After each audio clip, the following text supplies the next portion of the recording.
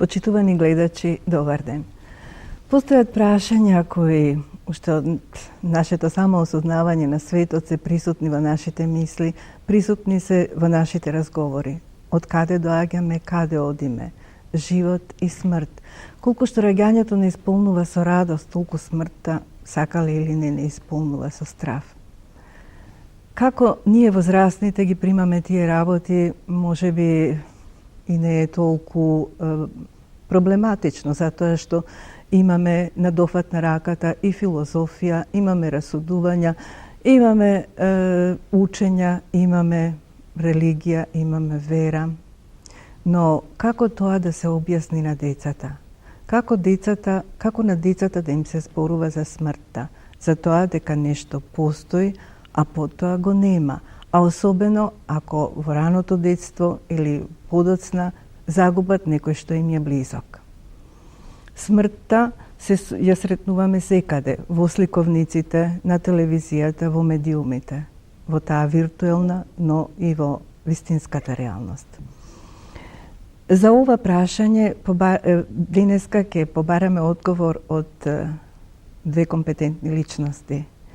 Од асистент Ана Фрицкант, која доаѓа од Институтот за психологија на Универзитетот Свети Кирил и Методи во Скопје, и од отец Ивица Тодоров. Добар ден. Добар ден. Како децата, најмалите, го сваќаат поимот смрт и што се случува во нивните глави кога ке се сретнат во сликовници, во цртани филмови? Ајде прво да почнеме со тоа. Така. Па кога зборуваме за деца, веројатно мислиме на оној ран период на детство, рано детство од 1 до 3 години или предучилишен период, некаде до 7-та година, па потоа средно детство негде до 11-12 година. И сега го кажувам вака бидејќи различно го разбираат овој концепт или не го разбираат овој концепт, а тоа е поврзано со степенот на сознаен развој, на емотивен развој, на самиот контекст во кој што растете се развиваат, а тоа е пред се семејството, потоа културата, општеството во која што растете се развиваат, традицијата, обичаите, ставот кон овој поим, сваќањето за смртта и слично. Она што е важно да се знае овде е дека, како што рековте веќе, на овој поим налетуваат или се среќаваат на многу различни контексти. При контекст со различни содржини, земете ја само приказната за Снежана и 7 џуџиња. Таа гризнува од отровното јаболко и умира на некој начин, заспива. Па се до денес масовно распространетите компјутерски мрежни игри или познатиот PlayStation, каде што изобилуваат игрите со насилство, со агресија и поголемиот процент од времето се убива некој од спротивниот табор и тоа најчесто завршува со смрт.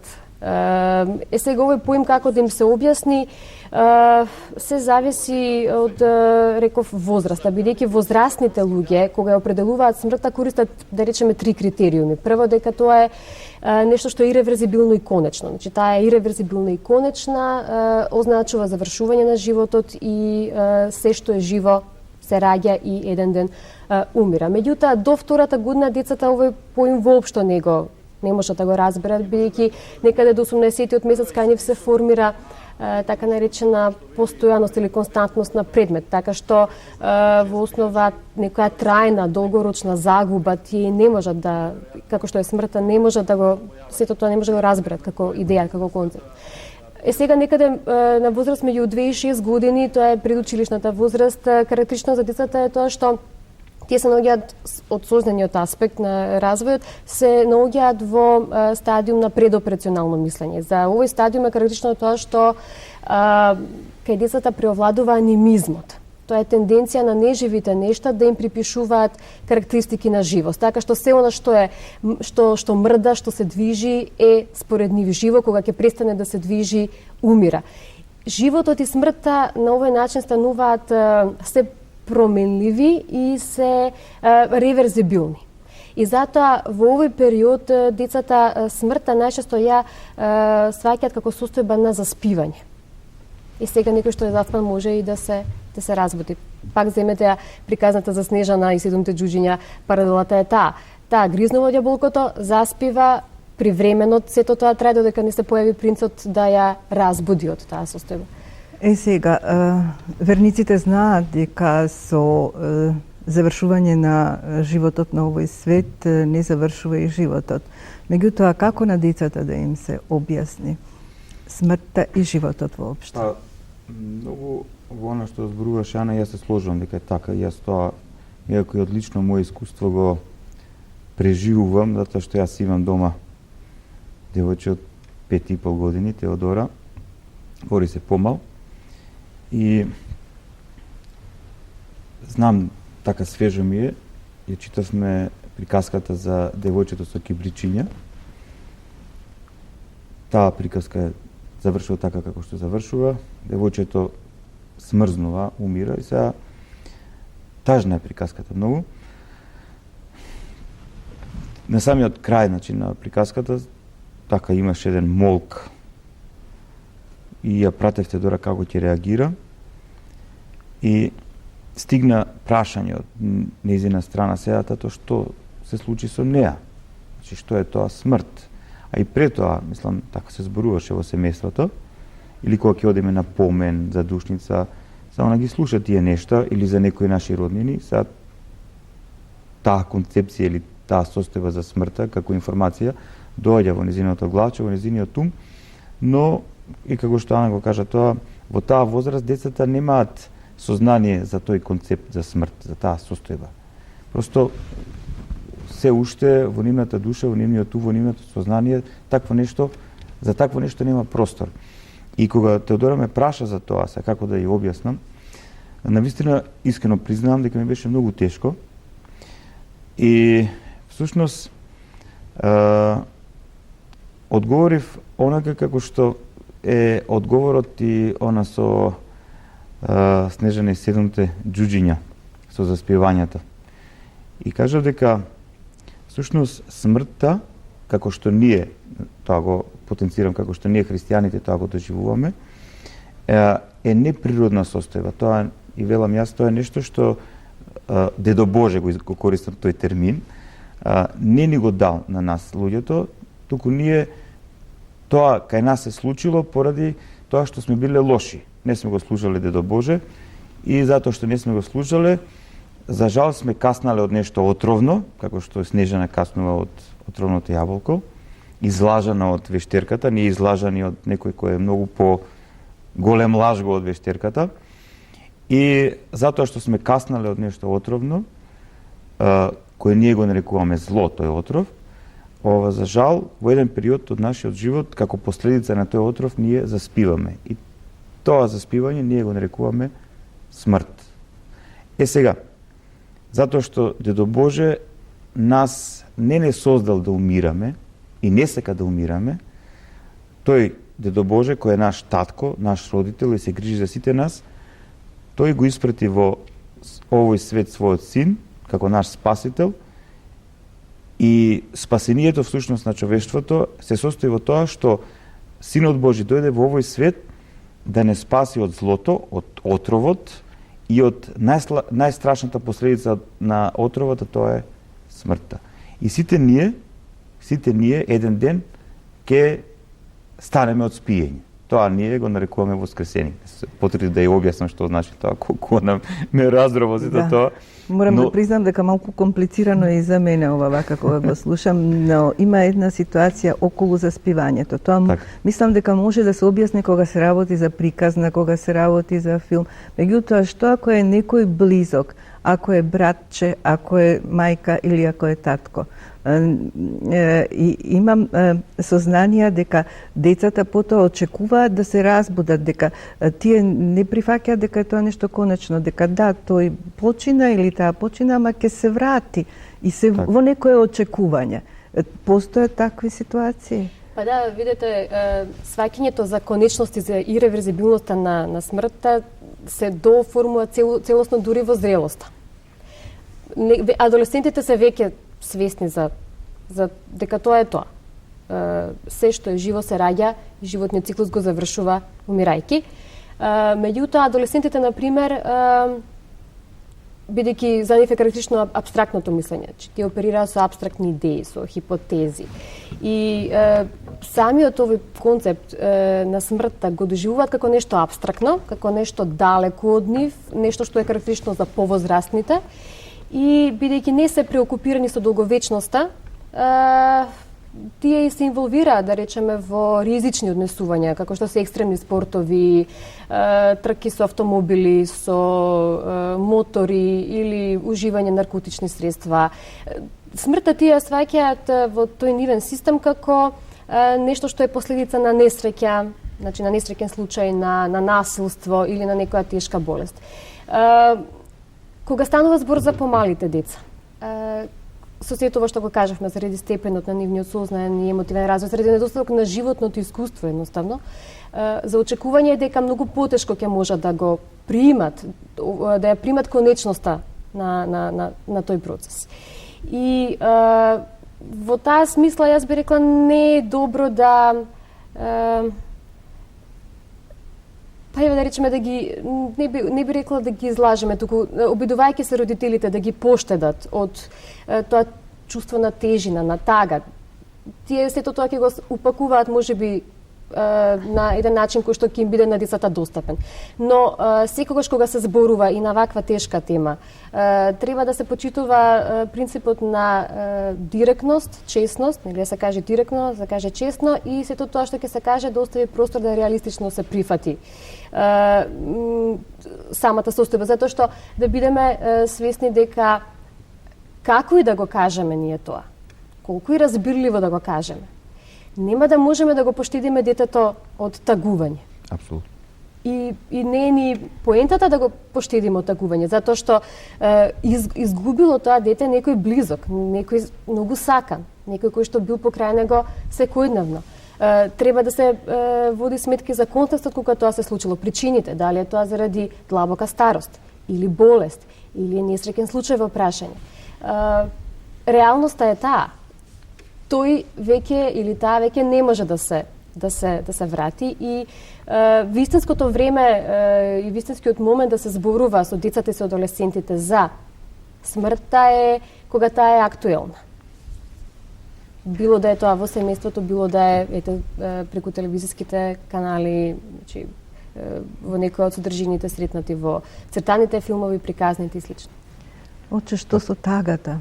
Само јас нешто би додал. Вака сега, ден денеска тајната на смртта не е растајнета до крај. Мислам, сега говориме на ниво на возрастни. Значи, ако некој до некаде не го тргна велото тајната на смртта, тоа е Исус Христос. Мислам, сите големи мудреци во овој свет, филозофи, основачи на религии и така натаму, никој до тој степен не дошол до осознавање на вистината што всушност е смртта, ако ги споредиме со Христос. Затоа што самиот Христос смртта ни ја открива како состојба на разделба, но со можност за повторна средба. Надеж. Значи. Ма не, тоа не е пуста надеж. Не реков пуста, тоа е надеж. Да не се разбереме погрешно, дека Христос сега доаѓа во овој свет и сега ни дава некаква надеж, ни дава некаква солуција, дека нешто може да се случи, а може и да не се случи, така натаму и така натаму. И ние тоа да го имаме како надеж, како на еден начин болката во нашето срце, во нашиот ум, во однос на разделбата со нашиот ближен, колку толку да се намали. Христијанството нема таква цел. Значи, самиот Христос доаѓа во овој свет да ни ја открие вистината дека како последица на злото, како последица на ова отпадната состојба на екзистенција и на разни процеси кои поради ова отпадната состојба на екзистенција се случуваат во душата и телото, ќе настапи еден ден разделба. Разделба помеѓу душата и телото. Разделба помеѓу оние кои што се најближни. Но сепак не разделба која еднаш за секојаш и ќе биде конечна. Значи разделба со надеж дека ние повторно ќе се сретнеме. Повторно ќе се сретнеме по она или во онаа состојба на општо будење или она како што христијаните го нарекуваат воскресение. Значи, во воскресение на мртвите, значи, во воскресение на телата, значи, христијаните, заедно со евреите и муслиманите, веруваат, значи, то иста е пораката во сите овие три концепции верски, дека при крајот на овој свет, кога ќе дојде крајот на овој свет, на овој начин на екзистенција како што ние го познаваме, значи, при крајот на овој свет, кога Синот Божи повторно ќе дојде во овој свет, но не сега како судија, туку како не како спасител, туку како судија на живите и мртвите, тогаш ќе настапи општото будење. Значи, сите оние кои починале во тело, повторно ќе го примат своето тело, но нивното тело ќе биде ослободено од последиците на злото и од последиците на гревот. Значи, телото нема веќе да биде трулежно, да има процес на распаѓање. Сега, со тоа тело, некои ќе влезат во вечна екзистенција, во она што ние го нарекуваме Царство Божјо, значи, влегување во полнотата на постоењето онака како што Бог тоа го промислил за нас. Значи, Бог и пред да отпаднеме ние од Него, ни ја даде таа можност. Но ние поради непослушание и поради ред причини што се случија во тој контекст, сме во оваа состојба. Значи, оние кои ќе доживеат будење, но во исто време целиот свој живот до тоа будење го воделе во светлина, го посветиле на светлината, на доброто, на вистината, на Бога, очистувајќи се самите себе си од гревот и од злото, при тоа будење, тие личности ќе влезат во полнотата на постоењето што ние го нарекуваме Царство Божје. Но, за жал, некои личности нема да навлезат во тоа. Ќе влезат во таа состојба на втора смрт. Така Христос ни ги објаснува тие нешта.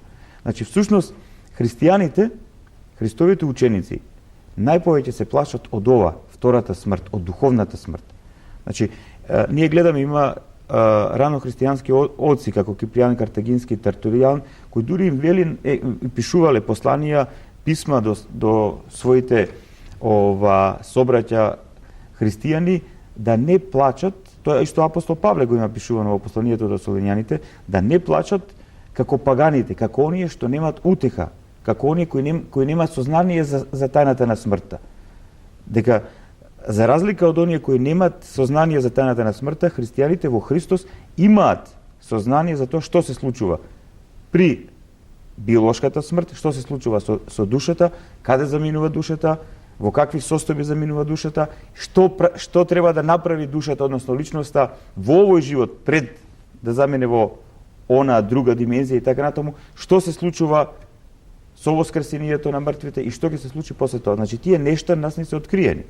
Сега, видете, како што има процес кај децата, значи, од ова рана возраст, па рано детство, па покасно детство, адолесценција и понатаму во зрелост, како што зрееме биолошки, така треба да зрееме и духовно. Значи, колку човек зрее духовно, односно колку зрее како личност, колку повеќе се осознава самиот себе си, има контакт со самиот себе си, колку повеќе воспоставува релација со Бога. Пошто всушност смртта, во вистинска смисла на зборот, настапила во тој момент кога нашите прародители ја изгубиле релацијата со Творецот, со оној кој дава живот. Значи, за христијаните и за сите оние луѓе кои претендираат да живеат духовен живот, пред се и над се, за нив е битно, додека се живи во тело и во овој свет, да ја воспостават духовната комуникација со својот Творец, со оној кој е животодавец, затоа што од него го примаме животот. Значи, тие луѓе кои преку својата вера, преку својата љубов, преку својот духовен живот, го воспоставиле тој љубовен, духовен канал со својот Творец, тие луѓе внатре во својата душа го чувствуваат процесот уште сега на воскресението, на духовното будење. И уште сега го имаат залогот, односно пречувството за она што ќе се случи и на денот на воскресението. И тоа е она што нас христијаните, тоа е она што нас верниците ни дава вистински мотив, тоа е она вистинска надеж, вистински порив во овој свет, ваков како што е, да сведочиме за светлината и за надежта дека ние не сме конечни. Онака, ако го немаме тоа, самата религија ќе се претвори, како што и на почетокот на ова емисија го зборувавме, како еден вид опиум. Значи, сите болки од секојдневното живење и сите болки кои доаѓаат од тие страшни филозофски прашања кои сме, што се случува со нас после смртта и така натаму, ако немаме вистински одговор, тогаш ќе дадеме било каков одговор да ја затапиме болката. Христијанството не е такво нешто. Христијанството не дава само одговор за да се затапи болка. Да се вратиме на болката кај децата. Како, значи, таа треба да се одболува. Но детето треба да функционира, треба да се развива нормално. Како да се постапува во тие ситуации? Така. Прво треба да знаеме дека кога ќе се случи смрт на блиско сакано лице, веста за смртта треба на детето да му ја соопшти друго блиско сакано лице во кое што детето има доверба. И тогаш кај децата на предучилишна возраст главно се јавуваат 3 прашања. Самото на себе си ги поставува, некогаш ги вербализира, некогаш само мисли на нив, но во основа тоа се следниве 3 прашања. Дали јас го предизвикав ова? Дали сега јас ќе умрам? И кој ќе се грижи за мене понатаму? Дури да не ги вербализира овие прашања, возрастниот, оној кој што се грижи за детето, блискиот, во кој детето има доверба, треба да биде тука за детето, за да му пружи поддршка, му даде многу љубов и топлина, оти тоа е оно што во тој момент најмногу ќе му треба, и да му даде простор за разговор на тема дека може би е исплашено, што е сосема за очекување, дека е тажно, бидејќи рековме тагувањето нормално го следи овој процес и се јавува во една ваква состојба. Да му овозможи да зборува за тие своји чувства, затоа што кога се плашиме, постојат 2 начини главно како да се справиме со стравот. Стручно кажано тоа се вика flight или fight. Значи бегство или борба, соочување со тоа.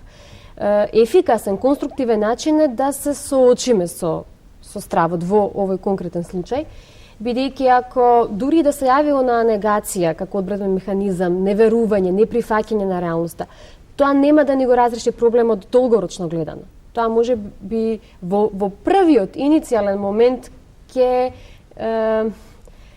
ни помогне да се справиме со тие чувства, со таа тага која што ја доживуваме. Меѓутоа долгорочно нема да ниту да го врати починатиот, ниту нас да не направи пофункционални во секојдневниот живот. Значи тоа е првото што мора да се направи. Оно што е многу важно е токму да му се каже на детето и практично да се убеди дека тоа не е виновно за смртта на блиското и сакано лице. И токму тоа чувство на вина или тоа прво прашање кое што го споменав кај децата се јавува на предучилишна возраст повторно заради една од карактеристиките на тој предоперационален стадиум на мислење, а тоа е егоцентризмот. Во буквален превод тоа е со себе си во центарот. Не мора да е смрт во прашање, може да е развод на родителите, може да е повторно некоја негативна, несакана појава или ситуација.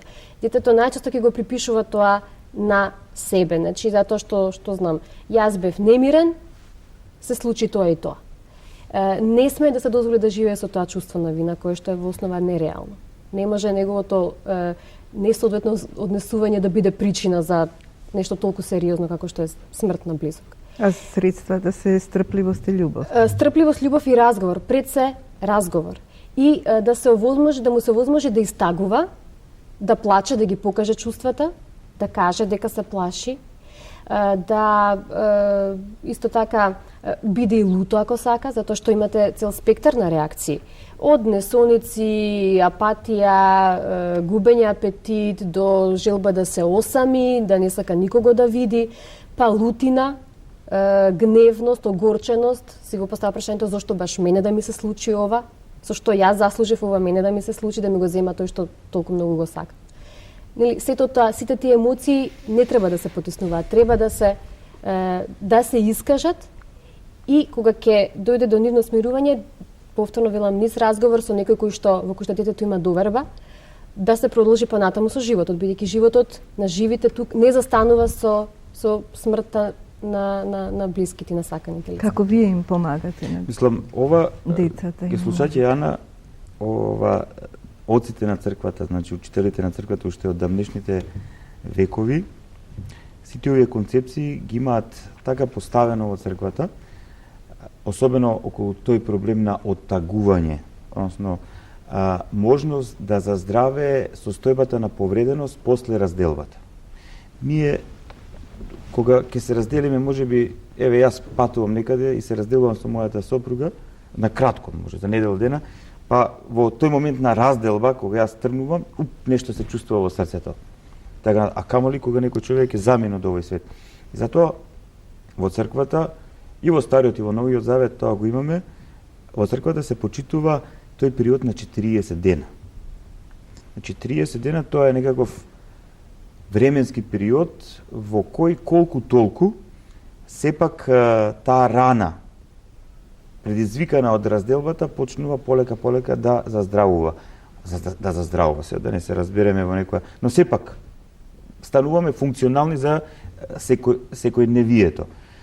Кај некој тој период може да е и подолг, но сепак црквата според своето искуство го определила тој период на 40 дена и тогаш таа разделба треба да се оттагува. Затоа се оди и на гробот на упокоениот, значи 3 дена после неговото упокување, па 7 или 9 дена и после тоа 40 дена и после тоа имаме нели помени за душници и така натаму.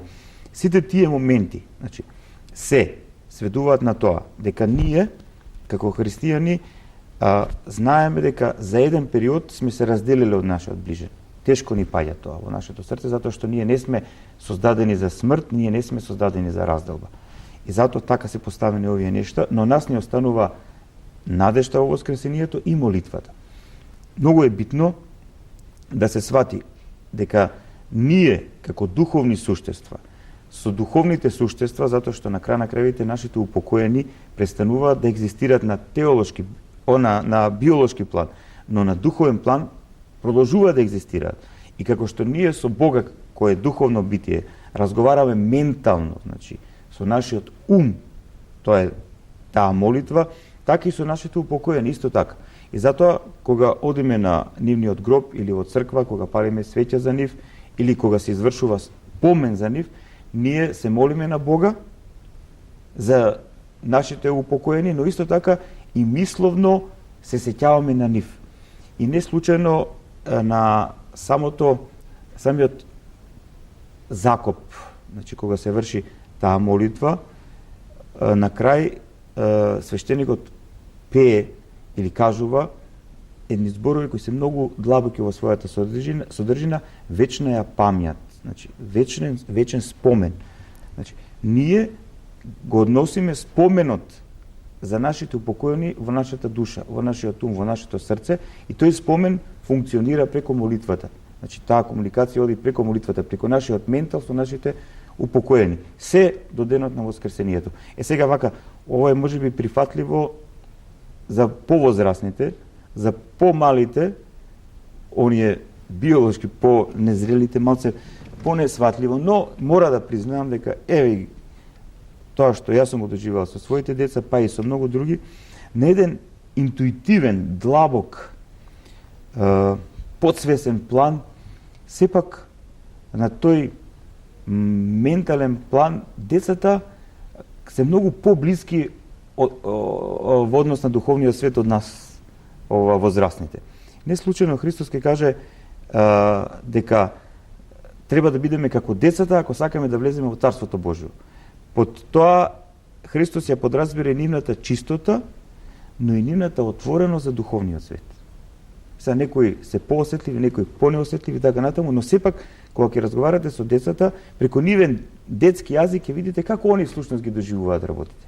Можеби ја немаат ова концепција или ово изразен механизам што ние го имаме, но сепак ги доживуваат работите. И плюс, јас би го спомнал и ова, дека многу е битно од теолошки аспект гледано, зошто децата ја немаат концепцијата на смртта во себе си. Затоа што всушност децата ја живеат таа состојба на рајска екзистенција, што всушност ние сме имале пред падот, пред злото да навлезе во нас, и затоа они, например, не ја прифаќаат смртта и немаат концепција за смрт. Дали тоа го нарекуваме илузија на бесмртност во Или не баш? Сепак би се припишало на тоа недостаток на животно искуство и степен на емотивна и сознајна созреаност. Понекогаш се случува да му се лутиме на Бога за загубата на некој близок. Тоа јас не сакав да ја влизам во збор, но многумина еве со кои така ќе се случи, особено разделба со луѓе кои се еве во некои помлади години, иако тоа е некаков настан кој е таков како што е, така натаму, буди револт кај луѓето и се создава една состојба на незадоволство и лутина кон Бога. И неправда, зашто мене баш. Да, зашто баш мене, Господи, што ти е тебе, зашто мене тоа? И сега ме прашуваат мене дали Господ ќе се налути за тоа што така реагираме. Јас си велам, видете сега, во христијанството Бог ние го нарекуваме наш татко, наш родител. Сега многу често се случува на нашите родители од незнаење или не знам тамо што, какви состојби, да им кажуваме разни работи и вистинскиот родител знае зошто тоа го кажуваме, знае мотивацијата и не разбира. Исто така и нашиот Отец Небесен. Но, треба да сватиме една работа. Мислам, јас теоретски некако тоа одамна го знаев, го имав како информација во мојот ум, но полека како човекот духовно расте, созрева, здобива искуство и од животот и од духовниот живот, осознава една голема вистина. А тоа е дека во овој свет, ваков како што е, постојат три воли. Значи, три воли постојат. Волјата Божја, мојата волја, но и волјата на злото. Значи, не сите нешта што се случуваат во овој свет се по Божја волја и по Божја промисла. Значи, многу работи се по наша волја, по моја волја и многу често, особено се врзува волјата на злото со мојата волја, ние правиме, при што за многу работи Господ не е виновен. И не може ние вината нему да му ја фрлиме, но најлесно е нему да му ја фрлиме, пошто знаеме дека секојаш ќе не разбере и така натаму. Но ако ги анализираме работите за многу нешта, ќе видиме дека нештата се малце покомплицирани. Јас ви благодарам за разговорот. Се надевам дека овие ваши искажувања на гледачите ќе им помогнат во некои размислувања и во некои постапки. Благодарам.